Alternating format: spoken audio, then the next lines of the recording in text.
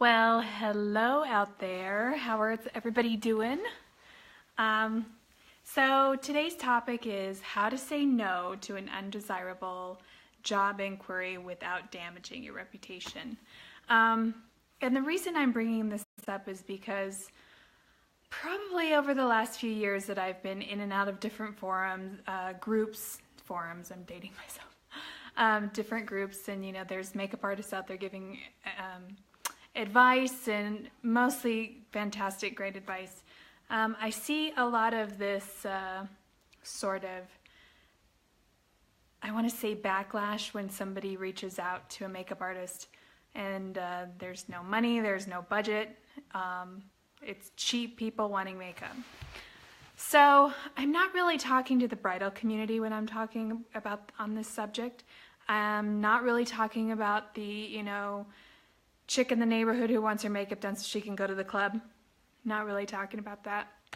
I think my main focus is probably more in the production world, print world, photography, advertising, things like that. Possibly wedding coordinators when it comes to the bridal business, but for the most part, I'm not talking about civilian makeup, civilian clients.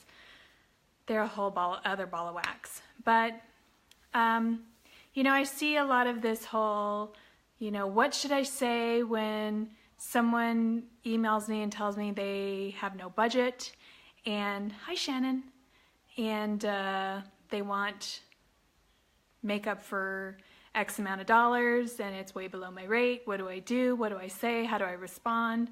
And a lot of times the advice that's given out is really harsh. It's like, you need to tell them that, you're worth this, that, and the other, and the local rates are this, and blah, blah, like they want, the advice is to school this person on what they're supposed to pay.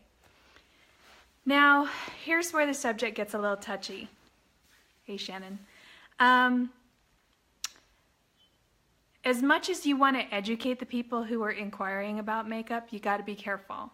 It is a case-by-case situation as to how you say no or how you decline a job that you don't want to do.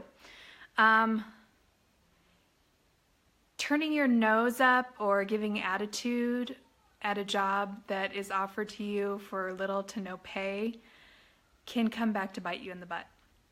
And I speak from experience because I went through a period where I was not very humble.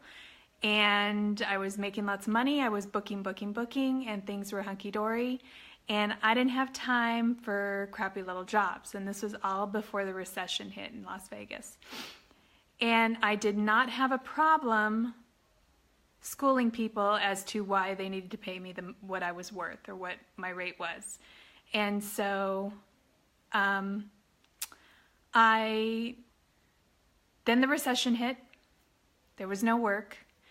And suddenly it was Kmart Blue Light Special time and I needed work and I needed to take those jobs that maybe didn't have the most desirable rates, but I had damaged my reputation at that point with a lot of the locals in town. And just like we all talk to each other from all over the country, producers, PAs, all these people, they talk to each other too.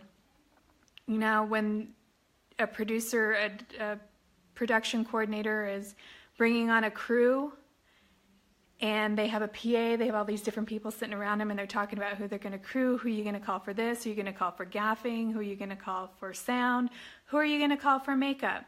You don't want there to be a conversation that happens about you. Well, I'm thinking about calling Mary RC. Well, the last time I called her, she was too good to do this job for me. And blah, blah, blah, blah. Well, then guess what? Then you don't get called. So I think your best bet is to just say you're not available and leave it at that.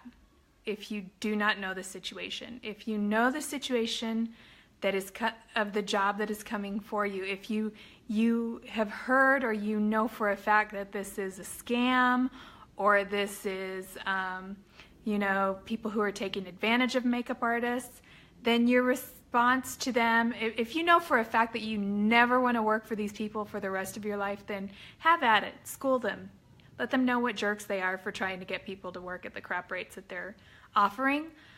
But if you don't know and it's in a local market, always politely just say you're not available. It's that simple.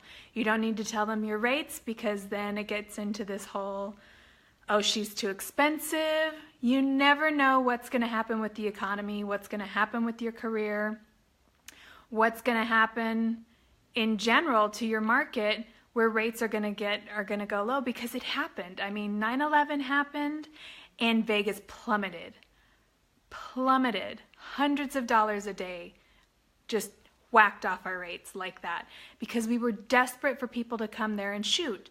Everyone stopped shooting. It was too dangerous to shoot there. Whatever the case may be, you just never know. And so having a reputation of being, I don't want to say difficult, but too expensive, or having a high demand or anything like that, is not a reputation that you want to have. So when in doubt, just say you're not available politely. You don't have to school anybody. It's not your job. Again, but if you know it's a scam and you know it's a crap situation and you know you never want to work for those people in your entire life, then have at it. So that is my advice for today. And anyway, I hope you guys are all doing well out there and everyone is working and keeping busy and all that good stuff. And I'll see you when I see ya. Bye, guys.